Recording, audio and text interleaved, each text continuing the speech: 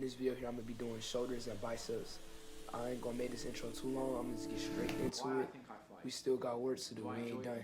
I felt horrible today, but we ain't gonna let that stop us from getting a little workout in and posting the video and getting our goals completed. Because we still got work to do. We ain't done. Let's go. And the only way I can explain it to try and make it make any sense is that if I'm not doing something which is either extremely difficult or extremely stressful, I'm in a perpetual state of crippling boredom. I can't explain it. I see other people live their lives and they're like, oh, I can't wait for the weekend because I want to watch this movie. I think, who cares about a movie? You're looking forward to the weekend for a movie? Looking forward to the weekend to get drunk? Like, these things to me are so mundane. They mean nothing. And if I don't fight, if I'm not in a situation where I'm stressed or worried or concerned, I'm just perpetually bored. And boredom's crippling. If you're an intelligent person and you've got a good brain on your shoulders, you can't just sit there bored, you know? So most smart people take the academic route to avoid boredom. They learn, but that's never really interested me either. Although I've always been an intelligent guy and I've always done well academically, it never really interested me. And then I see people climb Mount Everest or jump off buildings or do base jumping, or the guy who jumped from space. People think, what's he doing? He's crazy. I understand. Because some people can't live normal lives. Some people cannot just function 9 to 5 office job, get drunk at the weekends. That is not for some individuals, and it's not for me. So I have to find something which keeps me physically tired enough to stop me going AWOL, and mentally tired enough. And I've chosen fighting, because without this, when I'm not in training, I wake up every day and think, okay, what am I gonna do today? It's 9 a.m. on a Tuesday, I'm bored, everyone's at work, I'm bored, and I'll end up doing something crazy. I'll either end up drunk, or on the Eurostar, or, you know, it's just a random lifestyle, because I'm constantly looking for never-ending entertainment, and it doesn't exist. I think the only thing that could stop me fighting is if I had enough money to constantly entertain myself. Unless I'm a billionaire, I need something that keeps me focused and keeps me occupied in life. With fighting, I have to train twice a day, and I have to train hard, and the stress it brings in every aspect can replace fun, and my mind is occupied. It occupies me. It's the only way I can try and explain it. It occupies me, and I could never stop doing this even if I lost 100 fights, because I'm not built to live a normal existence. I can't do it. I couldn't just have a kid with some girl and sit at home and work a little bit and relax. I've never relaxed in my entire life. I don't know what relaxing is. It's just not me.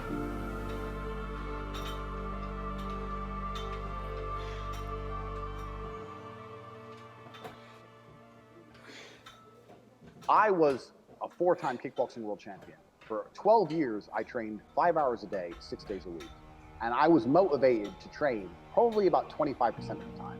The rest of the time I went because I am disciplined. You don't feel like going through that shit on a Wednesday morning when you wake up, but you have to do it because you're disciplined. You're either a disciplined individual or you are not a disciplined individual. There's a difference between want and want. And I say this all the time. People say to me, I want to be rich. And I say, okay, well, I want to be able to ice skate, but I don't want to be able to ice skate enough to go learn how to ice skate because I can't be bothered. I mean, surely if I could click my fingers and be a figure skater, I'd click my fingers. Who wouldn't? But I don't want to actually go train because I don't want it enough.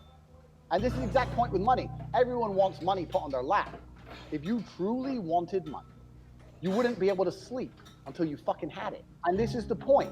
Because when I had nothing, I couldn't be distracted. You couldn't distract me from what I wanted. That's who I am. If I want something, I'm gonna get it. I do not need to be motivated. I'm a disciplined person. If I allocate X amount of time to work, I'm gonna do it. But that is the bottom line answer. It's discipline. You're gonna have to work when you don't feel like working. That's how it's gonna have to be. Man, so those chin-ups were tough, man. Now let's move on to some lateral raises, shall we? Actually, not lateral raises, let's do some incline, not incline, like, you know how you sit on the bench? So incline dumbbell curls, basically. That's what they're called, I'm guessing. Let's go. Decide if you're a happy person. You decide if you're a depressed person. These are things that in real time you can affect in your brain. This is all you can control. If you can't control that, then you're just a feather in the wind. And life's gonna blow you around, and you might land somewhere good, you might land in dog shit, nobody knows.